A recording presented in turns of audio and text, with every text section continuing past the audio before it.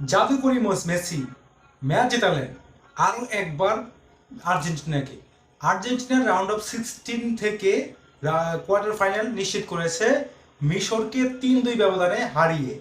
কোথায় জিতলো আর্জেন্টিনা, কোথায় হারলো এইখানে মিশর।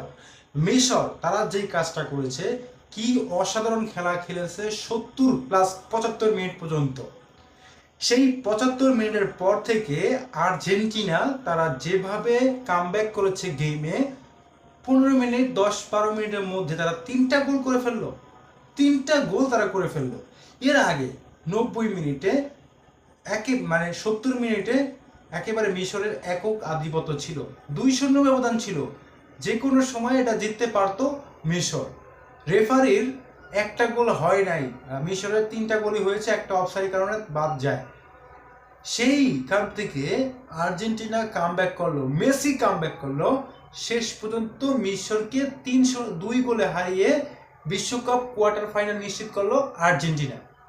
দেখুন, প্রথম 70 মিনিট, প্রথম হাফ অ্যান আওয়ারে যেই কাজটা তারা করেছে, পুরো হাফ টাইমেই তারা অনেকগুলো অ্যাটাক নিয়েছে। আর্জেন্টিনারা অ্যাটাক নিয়ে মিশরের গোল পোস্টে, বাট একটা গোল তারা জালে ঢোকাতে পারেনি। কারণ হচ্ছে মিশরের যে গোলকিপারটা ছিল, সেই গোলকিপারটার হাত যেন অনেক লম্বা, তার পা যেন অনেক লম্বা, তার হাত যেন অনেকগুলো চেষ্টার পরেও পারে নাই তারা একটা গোল ঢুকাতে।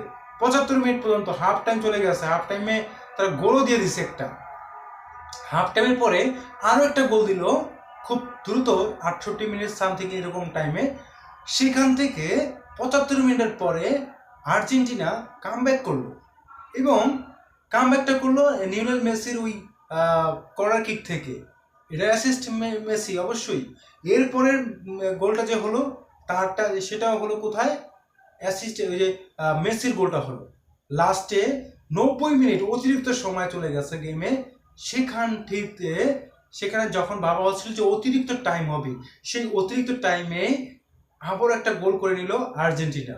ফলে মিশর আর 5-7 মিনিট যাই খেলা হয়েছে, সেখান থেকে আর কামব্যাক করতে পারে নাই মিশর। খুবই খারাপ ভাগ্য, ব্যাড লাক, খুবই ব্যাড লাক যে আর্জেন্টিনা খুব সহজে জয়লাভ করেছে। মিশরের ব্যাড লাক বলছিলাম যে মিশর তারা সুযোগ পেয়েছিল আজকে এই ম্যাচটাকে রাঙিয়ে তুলতে, আজকে আর্জেন্টিনাকে বিদায় করতে মঞ্চ কিন্তু প্রস্তুত ছিল, সেটা কিন্তু করতে পারে নাই আর্জেন্টিনা এই মিশরের ফুটবলাররা। তারা চেষ্টা চালাচ্ছিলেন, তারা করেছিলেন, সবটাই সম্পূর্ণ হয়েছিল। শেষ মুহূর্ত পর্যন্ত আর্জেন্টিনায় জয় পেল, এবং আর্জেন্টিনা খুব একবার কনভিনসিং উইনের মাধ্যমে তারা কোয়ার্টার ফাইনাল নিশ্চিত করলো। দর্শক শ্রোতা বন্ধু, এই ম্যাচের সবচেয়ে ভালো দিক কোনটা, মন্দ দিক কোনটা, কমেন্টে জানাবেন।